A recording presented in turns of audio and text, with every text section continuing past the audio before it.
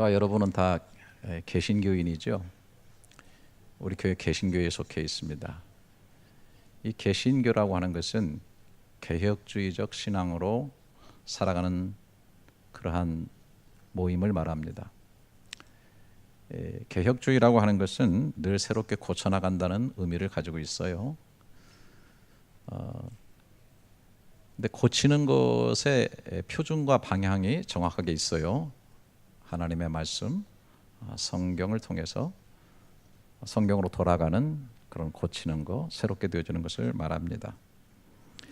성경에 빗나가거나 바르게 되지 못한 것들을 항상 바로 잡아서 하나님 앞에 바로 살겠다는 것이 개혁주의의 중심 사상입니다. 여러분, 우주선이 달나라 가는 거 이제 더 이상 놀라운 일이 아닙니다.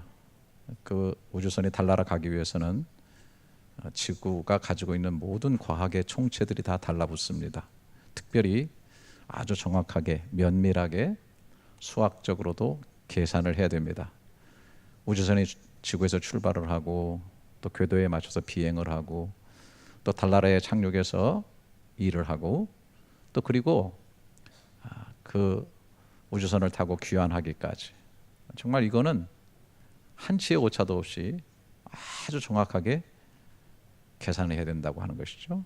그러나 아무리 치밀하게 그렇게 해도 비행하는 동안에 바람이 불거나 기압이 변하거나 여러 가지 환경 조건에 의해서 예기치 않은 일들이 생기기 때문에 조정이 필요한 것입니다.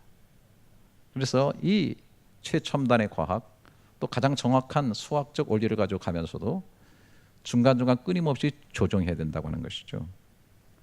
우리가 신앙생활하면서도 마찬가지라고 생각해요. 우리가 하나님 잘 믿고 또 그 은혜와 축복을 누리면서 또 하나님이 예비하신 그 나라에 들어가기까지 우리에게는 수많은 조정이 필요하다는 것입니다. 우리가 그렇게 마음은 원하고 목표를 가지고 있으나 우리의 부족함과 연약함으로 인해서 또 사탄의 여러 가지 유혹이나 또 시험에 의해서 또 여러 가지 일어나는 사건과 환경 속에서 우리는 곁길로 나가거나 너무 쉽게 변질되어 버리는 그런 삶을 살게 되는 것이죠. 많은 사람들이 신앙생활을 하다가도 곁길로 나가서 하나님을 완전히 잊어버리고 타락해버리는 사람들을 우리는 많이 보게 됩니다. 그렇기 때문에 하나님의 말씀을 늘 확인하면서 우리 자신을 새롭게 하고 방향을 조정해서 하나님께서 원하시는 길로 가는 삶이 필요한 것이죠. 역사적으로 우리 개신교가 탄생한 이유도 바로 여기에 있습니다. 중세의 교회가 하나님의 말씀의 본질을 너무나 많이 떠나서 아주 이상한 종교가 되었기 때문이죠. 하나님이 중심이 아니고 교권을 가진 종교 지도자들이 중심이 되고 믿음과 진실보다는 겉으로 행하는 것이 구원의 조건이 되고 또 신앙의 진정한 자유보다는 율법에 무겁게 얽매이고 구속되어지게 되는, 그래서 사람이 종교의 노예가 되어버리는 그러한 우를 범하고 있었던 것이죠. 성경은 모든 사람의 신앙적 기준이 되지 못하고 몇몇 지도자들만 성경을 가지고 자의적으로 해석을 하면서 조직과 사람의 욕심대로 이끌어가고 있었던 것입니다. 그 결과로 중세의 암흑기가 만들어지게 된 것이죠. 그래서 다시 말씀으로 돌아가야 한다는 개혁운동이 있었고 말씀 중심으로 있었던 원뿌리였던 초대교회로 돌아가야 한다는 운동으로 만들어진 것이 바로 개신교라고 하는 것입니다. 지난 주간에 오늘 여기 참석하셨는데 박민하 선교사님 네 분하고 제가 교제를 나눴습니다. 이분들은 평신도 선교사로서 성경 번역 선교회에 속해서 파푸아뉴기니라고 하는 곳에 선교를 하신 분입니다. 이분들의 사역은 뭐냐면 글자가 없는 부족 속에 들어가가지고 그들의 언어를 배우는 거예요. 같이 살면서. 그리고 언어를 만들어줘요.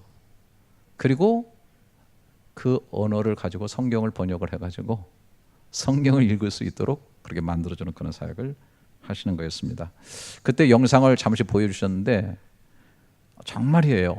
1960년대 한국보다도 좀 못하지 않나 싶을 정도로 우리 사모님도 거기 시내가에 가서 빨래를 하고 화장실도 없어가지고 저 끝에다 이상한 간이 화장실 하나 만들어 가지고 쓰고 뭐 하여튼 얼마나 원시적인지 모릅니다. 그런데 제가 얘기를 잠깐 들으니까 그 부족 가운데에서 복음을 받아가지고 소위 기독교인이라고 하는 그런 부족 마을이 있는데 가서 예배를 드려보니까 거기에는 말씀도 없고 성경도 없고 그러다 보니까 그냥 자신들의 생각대로 예배를 드리는데 그게 그동안에 가져왔던 샤머니즘적인 그런 것들과 혼합이 되어가지고 신앙생활하고 예배를 드리고 있다는 거죠. 그러니까 심지어 설교 뭐 한다고 하는데 이건 설교도 아니고 전래 동화 같은 자신들이 옛날에 들었던 그러한 주술적인 그런 얘기들 가지고 얘기를 나누고 이렇게 하니까 무늬만 기독교지 사실은 내용이나 알맹이는 아주 형편없는, 그러면서 그런 곳에서의 그 사역을 제가 좀 보면서 정말 아내와 정말 생생한 정말 감동을 받았던 것이 기억이 납니다. 말씀이 없으니까 정말 기독교라는 이름만 가졌지 이상한 종교로 변질되어 버리는 그런 모습을 바라보게 되는 것이죠.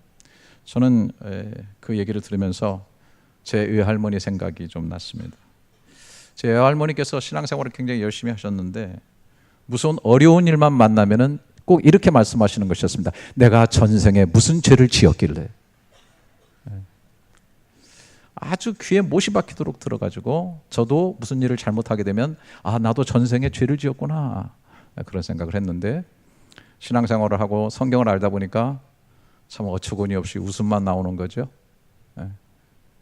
전생은 불교에서나 하는 얘기지 성경에는 없고 불교적 영향 또 과거에 이렇게 전통적으로 습관적으로 했던 그것을 신앙을 가졌는데도 바꾸질 못하고 언어, 내면이 안 바뀌니까 무늬만 기독교인이지 언어나 삶의 형태가 그렇게 되어지지 못했다는 것입니다. 여러분 크리스찬 중에 그런 사람 되게 많아요. 오늘 여기 앉으신 분들 자신을 비춰보시고 정말 하나님의 말씀에 의해서 나를 변화시키고 우리의 삶을 계속해서 개혁하고 있는 그런 삶을 살아가고 있는지 생각해 봐야 된다는 것이죠. 저는 오늘 본문을 통해서 그것을 말씀하고 싶은 것입니다. 저는 이 본문에 들어가기 전에 이 본문이 주어진 이후 약 한 500년 후로 가보기를 원합니다. 그 당시 이스라엘은 남과 북으로 갈라져 있었고 북쪽 이스라엘은 아시리아 제국에 거의 점령당한 그런 상태에 있었습니다. 근데 남쪽 유다에 한 왕이 등장하는데 요시야라고 하는 왕이었어요. 8살 때 왕이 됐어요. 아버지 아몬은 그 왕위에 재직하자마자 쿠데타에 의해서 암살이 됩니다. 2년 만에.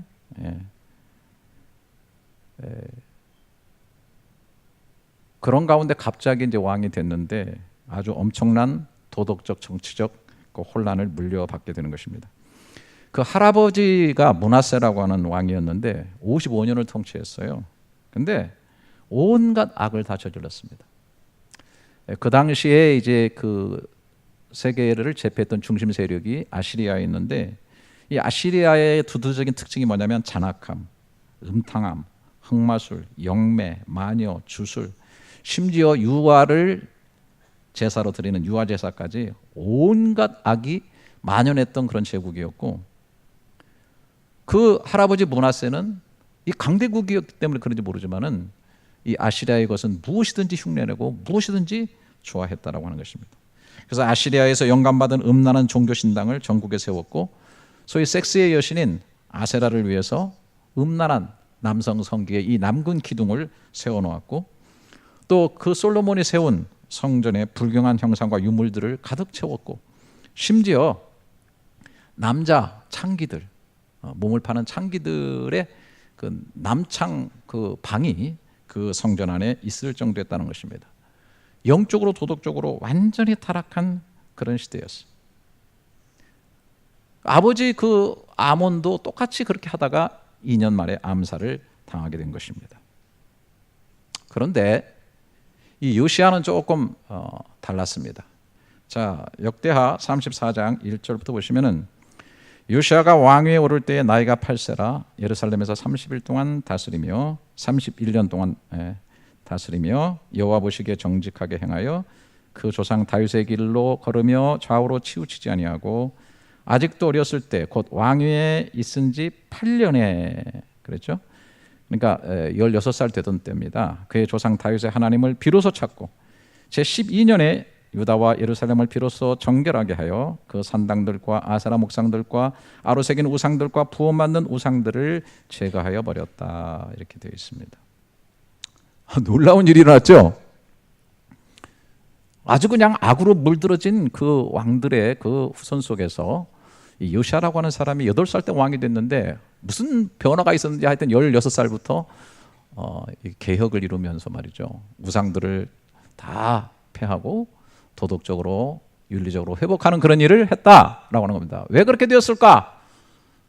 저한테 물으신다면 모른다고 답하겠습니다. 모르겠어요. 근데 놀라운 것은 이미 이 요시아 왕이 태어나기 전 300년 어간 전에 이 요시아의 이름과 할 일에 대해서 예언이 이미 성경에 나와요. 그러니까 여러분 성경을 이렇게 잘 읽어보시면 뭐 예를 들어서 고레스 왕 사건, 고레스 왕이 이사야 선지자를 통해서 벌써 한 150년 뭐 한 이전에 이름이 벌써 나와요. 그리고 역사 속에 등장하고 또 그가 할 일을 얘기하는데 그대로 되어지는. 그러니까 성경은 예언하고 이루어지고 예언하고 이루어지고 그런 식으로 되었으면서 그 예언하고 이루어지는 사이에 제가 계속 말씀드리는 뭐예요? 믿음이라는 것을 얘기를 하고 있는 거예요. 사실 왕상 13장 1절부터 이렇게 한번 보세요. 2절 보면 보라 그때에 하나님의 사람이 여호와의 말씀으로 말미암아 유다에서 베델에 이르니 마침 여로보암이 제단 곁에 서서 분향하고 있다. 하나님의 사람이 여호와의 말씀을 해. 하나님의 사람이 누군지 잘 모르겠어요. 아마 어떤 선지자인 것 같아요. 2절 하나님의 사람이 제단을 향하여 여호와의 말씀으로 외쳐 이르되 제단아 제단아 여호와께서 이와 같이 말씀하시기를 다윗의 집에 요시아라는 이름하는 아들을 낳으리니 그가 내 위에 분향하는 신당 제사장을 내 위에서 제물로 바칠 것이요 또 사람의 뼈를 내 위에서 사르리라 하셨느니라. 이 하나님의 사람이라는 분이 예언을 하고 있는 거예요. 근데 지금 그 예언할 때 뭐냐면 이 베델이라고 하는 이 제사를 드리는 신당에서 그 신당에서 여로보암이라는 사람이 제사를 드리고 있는데 자 이제 성경 공부 좀 하신 분들 좀 기억을 빨리 추스리세요. 북과 남으로 이렇게 나눠져 있는데 처음에 나눠졌을 때 솔로몬 이후에 우리 남북처럼 나눠졌는데 이 북은 여로보암이라는 왕의 통치를 하기 시작했고 그래서 10지파가 갔어요. 그 다음에 남쪽에는 르호보암이 갔는데 르호보암은 이제 솔로몬의 아들이죠. 거기 2지파가 그렇게 있었어요. 근데 이제 여로보암이 나눠가지고 이제 통치를 하다 보니까 문제가 있어요. 왜냐하면 유대인들은 하나님의 백성들이기 때문에 제사나 절기 때가 되면 그 남쪽에는 예루살렘에 가서 제사를 드리고 절기를 지켜야 된단 말이죠. 자꾸 그렇게 해서 내려가다 보면은 자꾸 마음이 이제 남쪽으로 뺏길까봐 두려워가지고 여로보암이 무슨 짓을 했냐면은 그 북쪽에 있는 베델과 단이라는 곳에 산당을 짓고서 거기다 금송아지를 딱 세우는 거예요. 그리고 이것이 애굽에서 너희를 인도한 하나님이다. 너희가 애써 예루살렘까지 갈 필요가 없다. 이렇게 하면서 거기다 만들어 놓고 지금 자기도 거기서 지금 분향을 하고 있다라고 하는 거예요. 그런데 이 예언이 지금 무섭게 선포되고 있는 거예요. 우상을 숭배하고 잘못된 제사를 드린 제사장이 제물이 될 거다. 짐승이 제물이 아니라 그 사람이 나중에 그 뼈를 다 갈아가지고 죄를 삼아서 불태우게 될 거다. 이렇게 아주 막 어마어마한 그런 예언이 선포된 거예요. 그리고 정말 요시아라는 그 사람이 8살 때 진짜 왕이 됐고요. 이분이 16살 때 갑자기 그 다윗의 하나님을 생각하면서 그 어떤 므낫세나 아버지 그 길로 가지 아니하고 다윗의 하나님을 생각하고 그리고 이제 우상을 척결하기 시작하는 거예요. 그리고 놀랍게도 이런 무브먼트가 계속해서 진행이 되면서 나중에는 북쪽에까지 영향을 미쳐서 나중에는 성경에 보면은 베델까지 정말 가가지고 거기서 잘못된 그러한 제사장들을 다 제물로 드리게 되고 그들을 다 척결하는 그런 일들이 역사 속에 이루어지게 되었다는 것입니다. 이 요시아는 하나님의 성전을 또 수리하는 일을 합니다.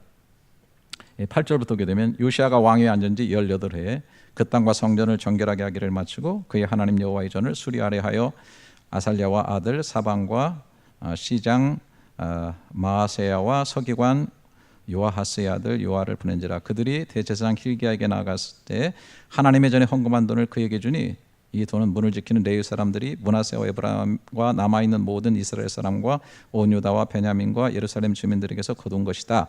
그 돈을 여호와의 전 공사를 감독하는 자들의 손에 넘기니 그들이 여호와의 전에 있는 일꾼들에게 주어 그 전을 수리했다는 거예요. 그러니까 이스라엘 백성들은 성전세를 내잖아요. 그래서 어쨌든 성전을 위해서 쓰도록 돈을 모아놓은 건데 그거를 이 요시야가 그대로 깨끗하게 쓰도록 성전을 정결케 하고 수리하는데 돈은 그렇게 써야죠. 하나님의 교회의 돈은 용도에 맞게 써야 되는 거 아니에요? 근데 그전엔 그렇게 되지 못했어요. 근데 그렇게 했다는 것이죠. 자, 그렇게 하면서 한 사건이 발생하게 됩니다. 14절입니다. 무리가 여호와의 전에 헌금한 돈을 꺼낼 때에 제사장 hil기야가 모세가 전한 여호와의 율법책을 발견했다는 거예요. 거기 무슨 율법책이 아니에요. 모세가 쓴 율법책. 그게 거기 있었다는 거예요. hil기야가 서기관 사반에게 말하여 이르되 내가 여호와의 전에서 율법책을 발견하였노라 하고 hil기야가 그 책을 사반에게 주며 사반의 책을 가지고 왕에게 나가서 복명하여 이르되 왕께서 종들에게 명령하신 것을 종들이 다 준행한나이다. 또 여호와의 전에서 발견한 돈을 쏟아서 감독들을 일꾼에게 주었나이다. 서기관 사관이 또 왕에게 이르되 제사장 hil기야가 내게 책을 주더이다 하고 사반이 왕 앞에서 그것을 읽음에 왕이 율법의 말씀을 듣자 곧 자기 옷을 찢더라. 그 율법이 그 말씀이 던져지게 될 때 왕이 왕복을 찢었어요. 회개죠. 자기를 찢은 거예요. 그리고 왕이 hil기야와 사반의 아들 아히감과 미가의 아들 압돈과 서기관 사반과 왕의 시종 아사야에게 명령하여 이르되 너희는 가서 나와 및 이스라엘과 유다와 남은 자들을 위하여 이 발견한 책의 말씀에 대하여 여호와께 물어라. 연구하라. 이 뜻이 뭔가 하나님께 물어봐라. 우리 조상들이 여호와의 말씀을 지키지 아니하고 이 책에 기록한 것을 다 준행하지 아니하였으므로 여호와께서 우리에게 쏟으신 진노가 크도다. 이렇게 말해요. 그러면 여러분 이 그 모세가 쓴 이 책이 뭔가 모세 오경이라고 그래가지고 창세기, 출애굽기, 레위기, 민수기, 신명기 이렇게 학자들이 얘기하는데 그 중에서도 학자들이 얘기할 때 신명기라고 주로 얘기를 많이 합니다. 오늘 우리가 이제 본문에서 보는 신명기를 말합니다. 어디다 처박아 놓는지 모르는 이 책을, 이 신명기의 말씀을 요시야가 듣고 가슴을 찢고 옷을 찢고 회개하면서 그야말로 진정한 의미에서의 개혁이 이루어지기 시작한다. 그 말씀을 연구하기 시작했다. 자, 29절 왕이 사람을 보내어 유다와 예루살렘의 모든 장로를 불러 모으고 여호와의 전에 올라가매 유대 모든 사람과 예루살렘 주민과 제사장들과 레위 사람과 모든 백성의 노소를 막론하고 다 함께 앉으라. 왕이 여호와의 전원에서 발견한 언약책을 모두 말씀을 읽어 무리의 귀에 들려줬다. 왕이 자기 처소에 서서 여호와 앞에서 언약을 세우되 마음을 다하고 목숨을 다하여 여호와를 순종하고 그의 계명과 법도와 율례를 지켜 이 책에 기록된 언약의 말씀을 이루리라 하고 예루살렘과 베냐민에 있는 자들이 다 여기에 참여하게 하며 예루살렘 주민이 하나님 곧 그의 조상들의 하나님의 언약을 따르니라. 자, 이것을 어떤 분들은 신명기 개혁 사건이다 이렇게 말하기도 합니다. 하나님의 말씀이 발견되어졌고 하나님의 말씀이 들려지기 시작하면서 그들은 자신의 삶을 회개하고 눈물을 흘렸고 우상들을 청산하고 부도덕한 삶을 바로잡으면서 하나님께로 돌아갔다는 거예요. 정치적으로는 이 요시야 왕이 주도적으로 했지만은 사실 그 말씀에 깊은 영감을 받고 하나님을 멀리 떠나서 타락하고 비껴가는 이스라엘 백성들을 보면서 가슴 아파하면서 그들의 미래에 드리운 암울한 그림자를 바라보면서 날마다 눈물로서 설교하고 메시지를 던진 것이 바로 에레미야 선지자인 것입니다. 요시야와 에레미야. 그런데 제가 여기서 좀 안타까운 것은 참 하나님도 무심하시지 하나님 무슨 계획이 어떻게 있나 난 잘 모르겠는데 하여튼 이 운동은 13년밖에 가지 못했어요. 그리고 이렇게 잘하는 왕이라면 하나님께 좀 오래 살려둬야 되는데 이 요시야 왕은 애국과의 전투에서 갑자기 죽고 맙니다. 그리고 뒤에 성경에 보게 되면 다시 이스라엘 백성들은 우상을 숭배하는 쪽으로 또 돌아가게 되면서 결국은 바벨론에 먹혀가지고 70년 동안 종노라는 게 여러분 잘 아는 역사의 바벨론 유수의 사건이 이루어지게 되는 겁니다. 자, 그럼에도 불구하고 저는 깊은 의미에서 그렇게 완악하고 그렇게 타락했던 이스라엘 백성의 가슴 속에 그래도 씨앗이 심겨지고 저들이 바벨론 동안에 그래도 하나님을 향해서 눈물을 지으며 기도하고 성전을 향한 열망을 갖고 다시 돌아오기를 기도하고 70년 후에 그들이 다시 돌아와서 성전을 재건하고 신앙을 재건했던 그 씨앗과 그 토대가 어떻게 됐느냐? 바로 요시야 왕의 개혁과 그리고 예레미야 선지자의 눈물의 메시지였다고 저는 생각을 하는 것입니다. 저는 이 시대의 설교자로서 많은 한계를 느낍니다. 이렇게 뻔히 눈을 마주 보고서 이렇게 설교를 듣고 있어도 딴 생각하는 사람들을 많이 보기 때문입니다. 더 스마트폰에 마음에 가 있고 어떤 분은 열심히 기록해서 야 정말 대단하다 그런데 나중에 보니까 가계부 기록하고 있는 사람도 있고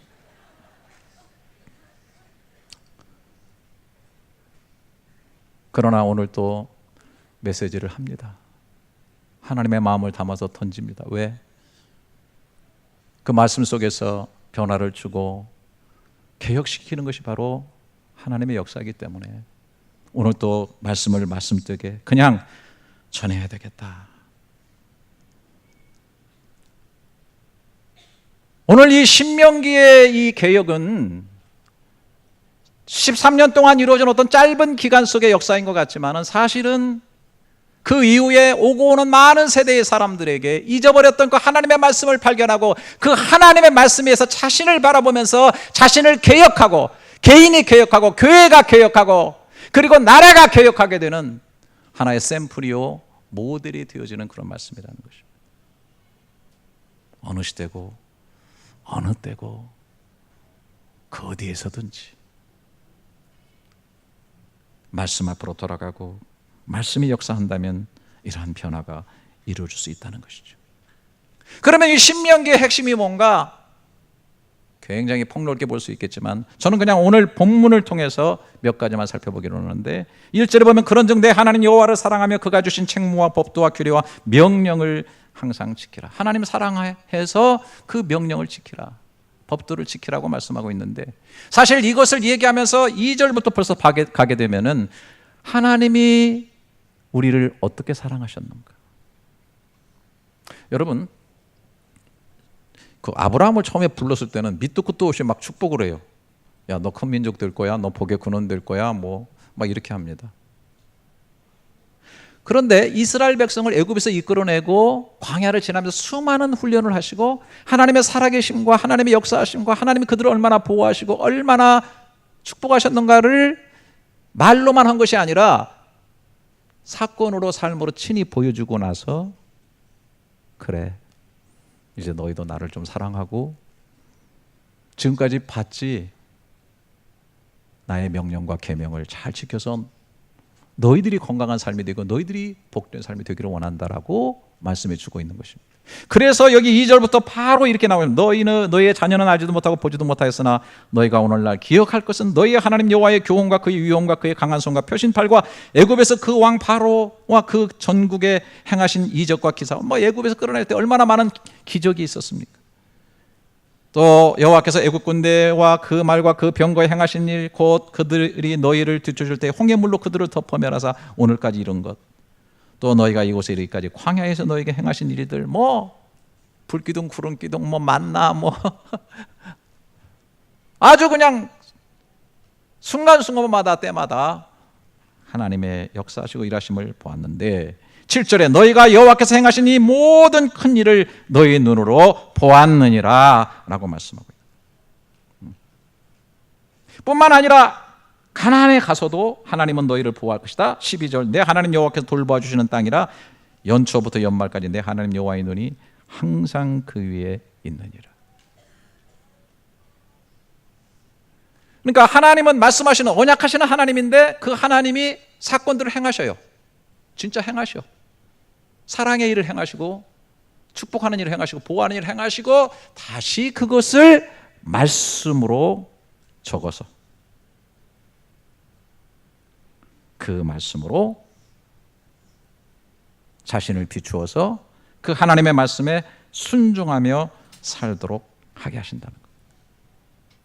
그래서 여기 13절부터 보세요. 내가 오늘 너에게 명하는 내 명령을 듣고 만일 청종하고 너희 하나님 여호와를 사랑하여 마음을 다하고 뜻을 다하여 섬기면 여호와께서 너희의 땅에 이른 비 늦은 비를 적당한 때에 내리시리니 너희가 곡식과 포도주와 기름 얻을 것이요 또 가축을 위하여 들에 풀이 나게 하시리니 내가 먹고 배부를 것이라. 너희는 스스로 삼가라 두렵건대 마음에 미혹되어 돌이켜 다른 신들을 섬기며 그것에게 절함으로 여호와께서 너에게 진노하사 하늘을 닫아 비를 내리지 아니하여 땅에 소산을 내지 않게 하심으로 너희가 여호와께 주신 아름다운 산에서 속히 멸망할까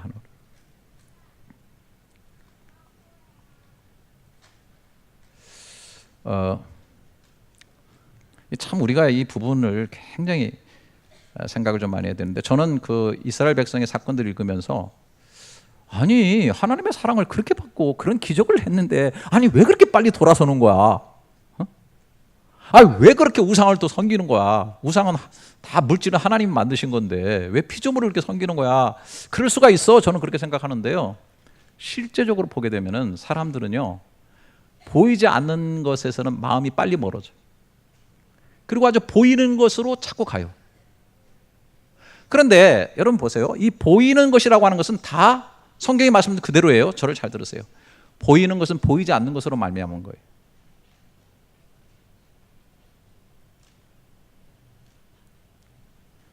저와 여러분들이 이 교회에서 신앙생활을 같이 하고 있지만 다 이건 보이는, 지금 우리가 일을 하고 있지만 사실 여기에 보이지 않는 것이 먼저 작동하고 있어요. 예배를 드려야 되겠다, 하나님을 사랑하는 사람들이 모여야 되겠다, 해외에 살지만은 하나님 뜻대로 살아야 되겠다는 그런 근본적인 목적이 있기 때문에 이 교회가 만들어지고 보이는 것이 된 거예요. 하나님은 보이지 않는 영이신 하나님이고 모든 것을 있게 하신 I am that I am, 나는 스스로 존재함으로 존재하는 모든 것을 존재케 하신 그분인데, 그분이 보이는 것으로 되어지게 되면 하나님이 어떤 분인가가 왜곡되기 시작합니다. 왜냐하면 이 보이는 것은 피조물이고 한계가 있기 때문에 그래요. 보이는 것이 쉬워요. 그러나 보이는 것으로 만들어지는 그런 순간에 이미 창조주가 아니라 피조물을 섬기게 되는 것이고, 창조 되신 크신 하나님을 왜곡하게 되는 현상이 벌어지게 되는 거예요. 그럼에도 불구하고 사람들은 끊임없이 보이는 것을 만들고, 여러분 모세가 그 놀라운 출애굽을 해가지고 광야에 나와가지고 보이지 않는 그 하나님에게 올라가서 그 대면하고 그리고 십계명을 받으러 갈 때 벌써 그새를 참지 못해가지고 이스라엘 백성들은 아론을 꼬드겨가지고 금송아지를 만들고 거기다 뭐라고 붙인 줄 아세요? 이가 바로 애굽에서 우리를 이끌어낸 신이라고 한 거예요. 너무나 그게 편리한 거예요. 눈에 보이게 만들어 놓고. 자꾸 사람들은 그런 것으로 가려고 하는 형상들이 굉장히 많아요. 그리고 여러분 잘 아시는 대로 지금 세상 종교 중에 소가 신이라고 생각하는 사람들이, 그 인도에는 소를 신으로 섬기고 있어요.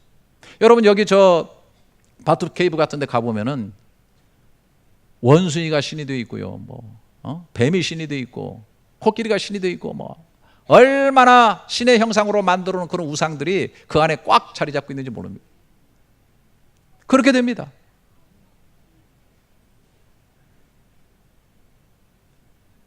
기독교도 마찬가지입니다.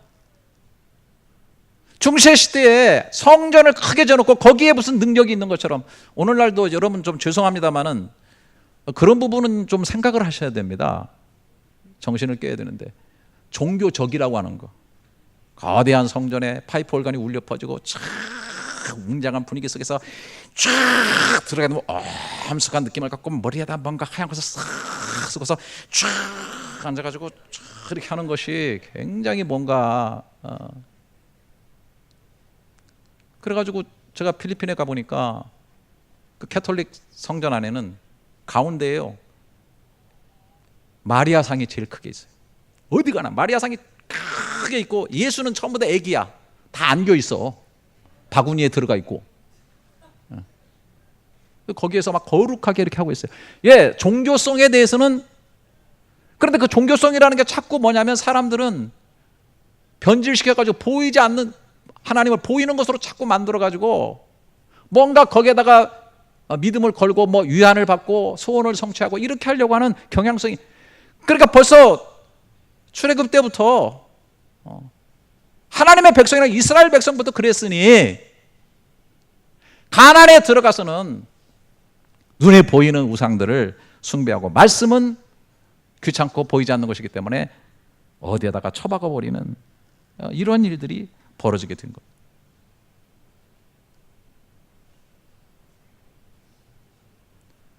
그렇기 때문에 역으로 기독교의 신앙은 말씀의 신앙이에요. 보이지 않는 말씀이 너무나 중요한 겁니다.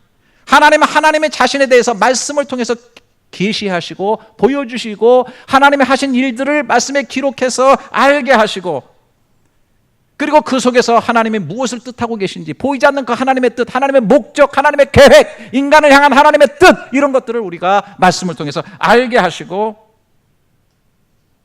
우리가 끊임없이 그것을 바라보면서 우리 삶을 조정하고 나갈 수 있도록 만들어 주신다고 하는 것입니다. 자, 그렇기 때문에 오늘 이 본문 뒤에도 보게 되면 신명기에서 벌써 말씀 신앙을 엄청나게 강조하고 있습니다. 18절 보세요. 이러므로 너희는 나의 이 말을 너희의 마음과 뜻에 두고, 먼저 마음과 뜻에 두라는 거예요. 또 그것을 너희의 손목에 메고 기호를 삼고 너희 미간에 붙여 표를 삼고 손목에도 말씀을 붙이고 이마 미간에도 말씀을 붙여놓는, 또 그것을 너희 자녀에게 가르치며 집에 앉아 있을 때든지 길을 갈 때든지 누워 있을 때든지 일어날 때든지 이 말씀을 강론하고 또 내 집 문설주와 바깥문에 기록하라. 그리고 뒤에는 그렇게 살 때에 축복의 말씀들이 쭉 나오고 있습니다. 자, 여러분 한번 생각해 보세요. 아니 지금 신명기에서는 어느 정도 얘기하고 있습니까? 야, 손목에 매라, 머리에 붙여라, 집안 구석구석에 다 붙여놔라. 그리고 앉았을 때든지 일었을 때든지 누웠을 때든지 길을 갈 때든지 자녀들에게 가르쳐라. 여러분, 이 말씀 어디로 갔어요? 아니 그렇게 신명기에 가르쳐, 그렇게 이스라엘 백성에게 하나님이 일을 진짜 하시고 말씀을 통해서 그렇게 가르쳐 주시고 자녀들이 기억을 못하니까 그렇게 대를 물려고 하라고 그러는데 지금 불과 몇 세기가 지나니까 커녕 신명기 두루마리 말씀조차도 어디 처박혔는지 모르다가 우연하게 헌금통에서 꺼낸 겁니다, 여러분. 예. 사람은 이 지경으로 갑니다. 예. 여러분, 지금은 인쇄술이 발전해가지고 뭐 서점마다 성경이 넘쳐나고 있고 여러분 집에도 성경 뭐 여러 권씩 있을 것이고 또 어떤 분들은 여러분의 스마트폰 앱에다가 받으셔가지고 언제든지 열어볼 수 있도록 만드셨겠지만 정말 마음에 새기고 그 말씀이 여러분 중심에 있느냐는 거예요. 홍수날 때 물이 귀한 것처럼 이 시대는 많은 것을 가지고 있지만 정말로 그것을 그 이스라엘 백성처럼 어디인가 처박아 버리는 거지 않았나. 종교적인 유물로 처박아 놓지 않았냐 하는 거예요. 그러나 정말 우리의 변화, 우리의 갱생, 우리의 개혁은 이 말씀이 발견되어지고 이 말씀이 증거되면서 시작되는 거예요. 그리고 보이지 않는 하나님을 바라보고 그 하나님이 하신 일들을 바라보면서 생각하고 믿음을 갖고 알고 우리의 삶에 적용시키는 그 삶 속에서 변화가 일어나기 시작한다는 것입니다. 지난 주간에 그 노벨 평화상은 누가 받을까 이런 것 때문에 뭐 방송에서 좀 있었어요. 혹시라도 뭐 문재인 대통령이나 김정은이 받지 않을까 뭐 이런 얘기도 있었는데 다른 분들이 받았죠. 노벨상을 제일 많이 받은 민족이 어디입니까? 여러분 잘 아시는 대로 유대인. 제가 알기로는 한 30% 받은 거예요. 우리나라는 지금 뭐 제대로 받지 못해요. 특히 뭐 과학 분야는 아무데도 받지 못해요. 문학 분야에도 못 받아요. 그런데 어느 글에 보니까 이분들이 그렇게 되어지는 것은 공통점이 있는데 그들이 우상이 아니고 보이지 않는 하나님을 묵상하는 훈련에서 그런 창의력과 상상력과 위대한 일들을 이루는 힘이 나왔다는 겁니다. 하나님과 하나님께서 하신 일들을 성경을 통해서 바라보고 상상하고 생각하는 그 힘이 논리적이고 추상적으로 상상하고 창의적으로 생각할 수 있도록 만들어준 것이라는 거예요. 제가 얼마 전에 신문 봤어요. 그랬더니 그 에란 키츠라고 하는 사람이 그 제9회 문화소통 포럼이 한국에서 있었는데 거기 와가지고 기자하고 인터뷰한 내용이 나오는데 이분은 1965년생이신데 이스라엘 유대인입니다. 이분은 기네스북에 올라갔는데 500짜리 숫자를 한 번 듣고 그대로 읊어가지고 기억력 부분에 세계 기네스북에 올라가 있는 사람이에요. 모토로라, IBM, 마이크로소프트, GE, 코카콜라 등 세계적인 기업이 앞다퉈 가지고 이분을 뇌능력 간사, 뇌 능력 개발 강사로 초청을 해서 강의를 들었고, 슈퍼 기억력 비밀 천재가 된 제롬, 한국에서도 번역돼 12국역이 번역돼 가지고 50만 부 이상 팔린 그런 책입니다. 근데 이분이 바로 한국에 와가지고 인터뷰를 하면서 그 비밀을 이렇게 얘기를 했습니다. 유대인들의 공부법의 가장 큰 특징, 상상력이다. 유대인에게는 보이지 않는 신이라는 개념이 있고 그것이 유대인의 상상력의 기본이 되었다.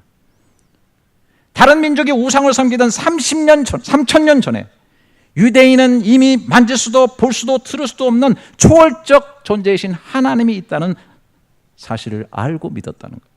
수많은 역경과 불가능 속에서도 그들은 최선의 상상력을 동원했고 그 결과 지금의 탁월한 이스라엘 민족이 되었다라고 하는 거죠. 나는 어느 민족을 내가 충성하고 싶은 생각은 없어요. 그러나 사람들이 자꾸 보이지 않는 하나님을 보이는 것으로 만들고 때로는 그것이 지나쳐가지고 사람을 우상 섬기고 물질을 우상으로 섬기고 이렇게 하는 것을 바라보게 돼요. 저는 보이지 않는 하나님을 말씀을 통해서 만나고 마음으로 믿음으로 알고 그를 따라가는 것이 얼마나 큰 축복인지 우리가 그 축복 속에 있는 자들임을 감사합니다. 할렐루야. 제가 신약에 와서 이 신약 시대의 복음적으로 이거를 좀 정리를 해보도록 하겠습니다. 자, 저를 보세요.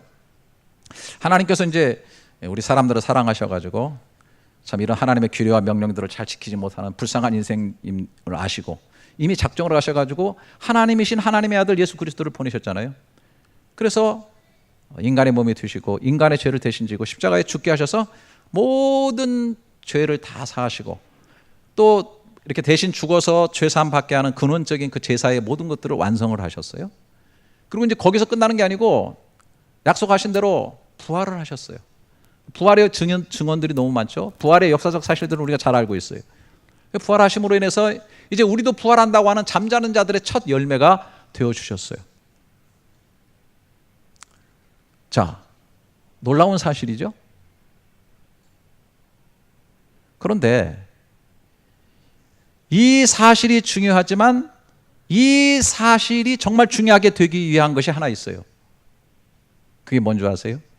자, 바울이 예수님의 부활에 대해서 고린도전서 15장에서 말씀한 내용인데 제가 한번 읽어보도록 하겠습니다. 1절입니다. 형제들아 내가 너희에게 전한 복음을 너희에게 알게 하노니 이는 너희가 받은 것이요 또 그 가운데 선 것이라. 너희가 만일 내가 전한 그 말을 굳게 지키고 헛되이 믿지 아니하시면 그로 말미암아 구원을 받으리라.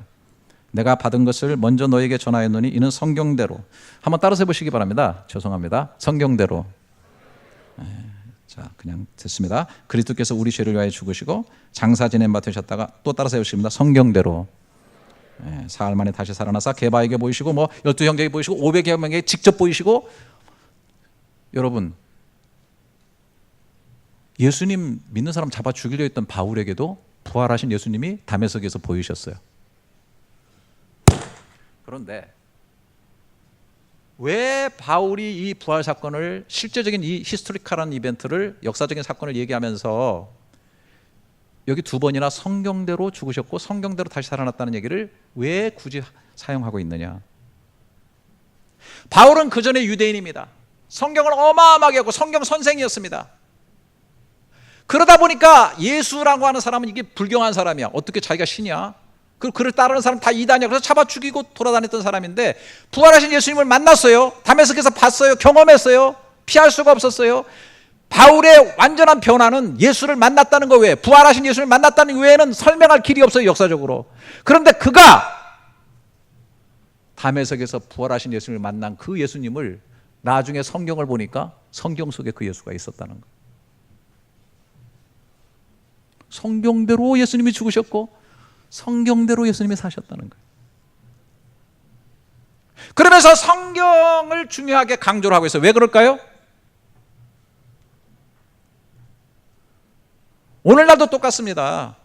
저와 여러분이 내 앞에서 예수가 내 죄 지고 죽는 거 본 사람 없어요. 지난번에 역사적인 사실이긴 해요. 하지만은 내 앞에서 죽고 내 앞에서 부활하심으로 말미암아 나를 믿게 하시고 구원하시는 것이 아닙니다.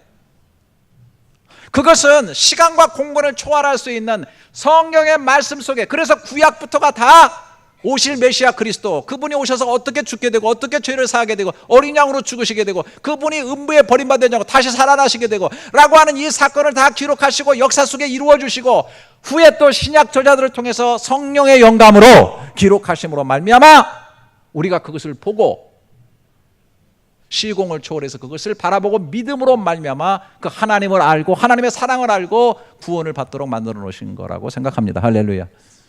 네. 그렇기 때문에 어느 시대 어느 때고 보이지 않는 하나님, 그분은 말씀 속에서 역사하시는 거예요. 말씀 속에서 일하는. 저는 오늘 여러분들이 제 내면의 세계를 이 말씀을 통해서 지금 듣고 있는 겁니다. 보이지 않는 제 내면의 세계, 제 생각, 제 목적, 오늘 설교의 주제, 이런 모든 것들을 이 말을 통해서 여러분들이 듣고 보고 있는 것이에요. 하나님의 말씀이.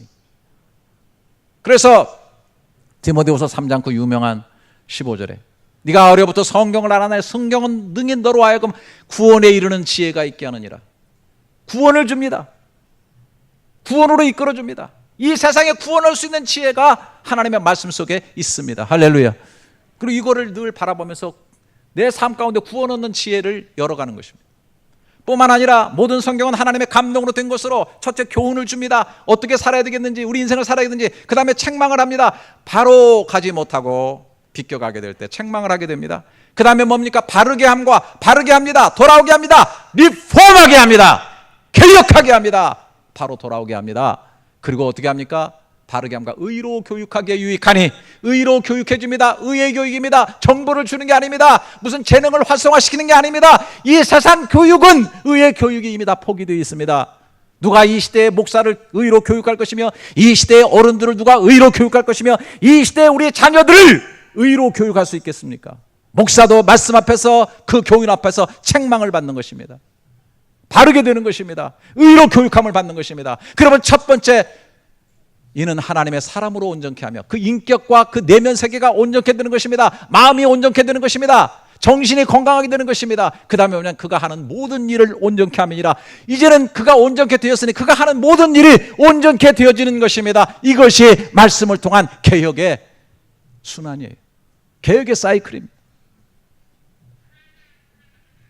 그러나 오늘날 개혁해야 한다고 말을 하지만 개혁하기가 얼마나 어렵습니까? 우리의 부족함, 우리의 완약함 때문에. 그래서 여러분 교회에 나오는 사람들도 심지어 이제는 말씀을 가지고 자신을 개혁하려는 게 아니라 말씀의 표준을 옮깁니다.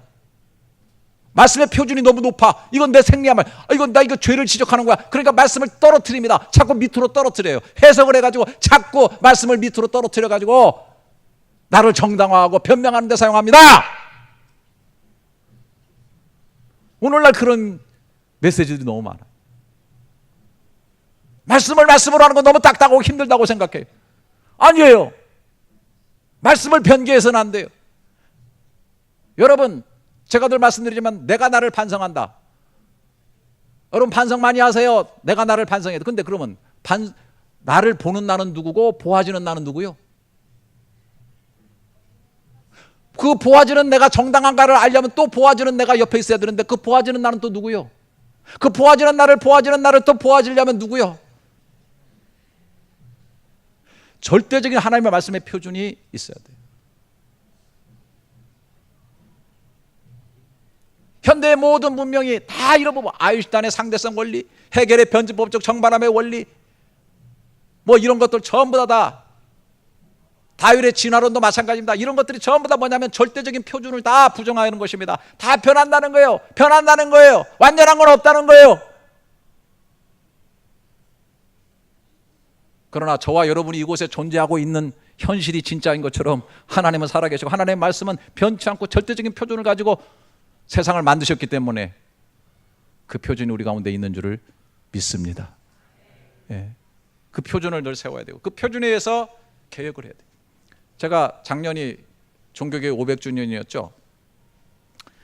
제가 이제 다음 주부터 호주의 그 아시아 지역에 있는 우리 한인교회 목사님들 포럼이 있어가지고 제가 가게 되는데 뭐 아시겠지만 그 포럼 우리 교회에서 시작이 돼가지고 제가 너무 아시아에서 혼자 외롭고 힘들었고 그래서 이제 아시아 지역에 있는 목사님들 같이 모여서 이렇게 서로 좀 고민하고 그러면 좋겠다. 그래가지고 이제 시작을 했는데 매년마다 하고 있어요. 작년에 스리랑카에서 했는데 작년에는 종교개혁 500주년이 되니까 그 전체를 총괄하는 그 김광성 박사가 전화가 왔어요. 목사님, 이번 포럼에 종교개혁 500주년인데 아무래도 목사님께서 첫 번째 강의를 좀 해주셔야 될 것 같습니다. 해외 한인교회 개혁에 대해서 좀 목사님이 좀 해주세요. 그런 거예요. 그래서 제가 전화되고 그랬어요. 아이고, 이보세요. 그런 거는 학자들 그 명망 있는 학자들 박사들 불러서 해야지. 그리고 해외 한인교회를 좀 건강하게 개혁적으로 잘 이끈 분이 해야지. 나는 지금 30년 목회해가지고 30년 묵은 죄인이요. 그리고 내가 말했어. 난 개혁 대상이요. 개혁 대상. 나 같은 사람이 개혁돼야 된다고. 근데 내가 거기 가가지고 무슨 첫 강의를 내가 하냐고. 그랬더니 이분이 그래요. 그것을 솔직하게 얘기해 주세요. 날 죽여라. 근데 가가지고요, 참여와 반성만 했어요. 난 이렇게 참 부족한 목사고, 목회한다고 하지만 이렇게 개혁돼야 된다고 제가 아주 가서 그냥 깊은 참여를 했어요. 여러분, 우리가 세상을 살아갈 때 자꾸 개혁을 다른 사람으로 봐요. 오늘 이 설교도 지금 다른 분이 들어야 되는 거 맞죠? 그 누가 들어야 되죠? 오늘 그 사람이 왜 안 왔죠? 오늘 꼭 와야 되는데. 여러분, 내가 개혁 대상인 거예요. 개혁 대상은 첫 번째 나예요. 항상 하나님의 말씀으로 내가 개혁이 돼야 되는 거예요.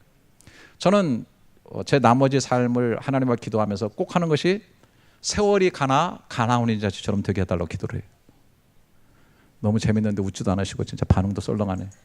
세월 가나 혼인잔치예요. 물은 가만 놔두면 썩습니다. 포도주는 잘하면 이것이 갈수록 맛을 내요. 오래될수록 맛을 냅니다. 그러니까 세상에는 시간이 흐르면 변질되고 썩고 타락하고 비껴가고 이탈하고 추해지고 늙어지는 것들이 많습니다. 그러나 어떤 거는 세월이 지나가면 발효되고 성숙해지고 열매 맺어가고 멋있어지고 깊어지고 향상되어지고 이런 것들이 있습니다. 여러분, 우리가 하나님 앞에 신앙생활할 때 하나님 앞에까지 갈 때까지 어떤 신앙생활을 하고 계시기를 원하십니까? 이스라엘처럼 말씀을 어디다 처박아두고 말씀이 어디 있는지도 모르고 늘 듣는 것 같고 아는 것 같고 가지고 있는 것 같은데 그렇게 사시겠습니까? 아니면 그 앞에 항상 말씀 앞에 나서 책망을 받고 늘 가슴을 찢고 회개하면서 바르게 함과 의로 교육함을 받고 온전케 되어지며 하는 모든 일에 온전케 되는 길로 나가시겠습니까? 개혁하며 살아가는 사람들, 멀리 있는 사람이 아닙니다. 저와 여러분의 운명인 것입니다. 이렇게 멋있게 늙어가시고 열매 맺으며 늙어가시고 성숙해 가시는 개혁의 믿음의 사람들이 다 될 수 있기를 주님의 이름으로 축복합니다.